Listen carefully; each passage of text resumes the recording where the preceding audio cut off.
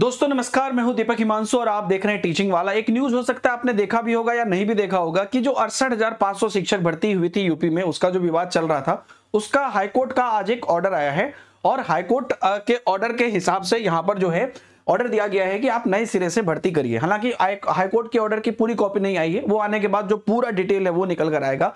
लेकिन फिलहाल क्या एक्चुअल बात है उसमें क्या है, ये शिक्षा मित्रों से जुड़ा हुआ जो विवाद था उसके बाद से, ये समायोजन के बाद से बहुत सारी चीजें हुई है, उतना डीप में मैं नहीं जाऊंगा, लेकिन वो चल रही थी। और उसके बाद था कि 68,500 में जो भी बचे हुए पद थे उन पदों पर आप अभी ऐसी बातें चल रही है कि नई भर्ती निकलेगी। और आप अलग अलग जगह पर या अलग अलग संघ के माध्यम से आप ये देख भी पा रहे होंगे कि कई लोग ये बता भी रहे हैं कि बचे हुए पर नया विज्ञापन आएगा और 90 दिनों के अंदर शेष ऑर्डर है। तो 90 दिनों के अंदर आएगा कि नहीं आएगा इसकी कोई भी ऑफिशियल नोटिस अभी नहीं है, लेकिन हाँ वो 22,000 पद हो या 27,000 पद हो, तो इन जो भी पद होते हैं उन पदों पर नए सिरे से भर्ती करने की बात तो की जा रही है।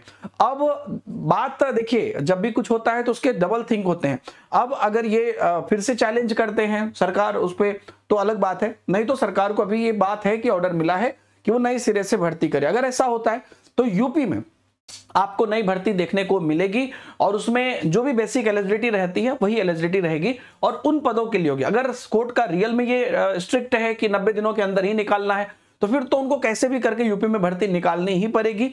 और अगर वो दोबारा सरकार चैलेंज करती है इस बात पे या कोई और डिस्कशन होती है तो बात अलग है। फिलहाल हाँ, केस जो है ये चल रहा था, आपको देखिए 15 फरवरी 2020 से 27 अगस्त 2024 आज ये डिस्पोज हुआ और इसमें ऑर्डर दे दिया गया है। इसकी पूरी ऑर्डर कॉपी आने पर और भी ज्यादा पता चलेगा, इसलिए आप लोग कतई परेशान मत होइएगा। हाँ, ये अच्छी खबर है, अगर नई भर्ती आती है तो नए बच्चों को मौका मिलता है, लेकिन इसके बहुत सारे दांव पेच हैं। अभी अगर आप जानिएगा तो 1999 में शिक्षा मित्र की पहली बार जब बहाली हुई थी उसके बाद से बहुत सारी चीजें इस पे हैं, तो उन सभी चीजों से जुड़ा हुआ मामला है। तो ये अभी उतना क्लियर नहीं है, लेकिन हाँ अगर आती है तो ये एक नया चीज आप लोगों के लिए निकल कर आएगा। काफी चीजें इसके अंतर्गत जो है लगातार चल रही है, जो आपने हो सकता है कि सुनी होगी इसके इस न्यूज के बारे में।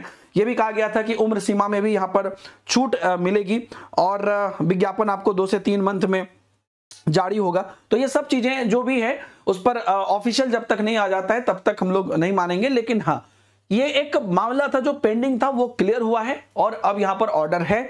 अब देखते हैं कितने पदों पर भर्ती आती है, क्या 22,000 पर आती है कि 27,000 पर आती है, और क्या 90 दिनों के अंदर आती है या सरकार इस पर वापस जो है जाती है, चैलेंज करती है, या अभी जो भर्ती आएगी वो 27,000 ना होकर बाकी जो भी और भी पदे हैं, है ना, उन सबको जोड़कर भी जो है पूरी तरीके से नई वैकेंसीज निकाले।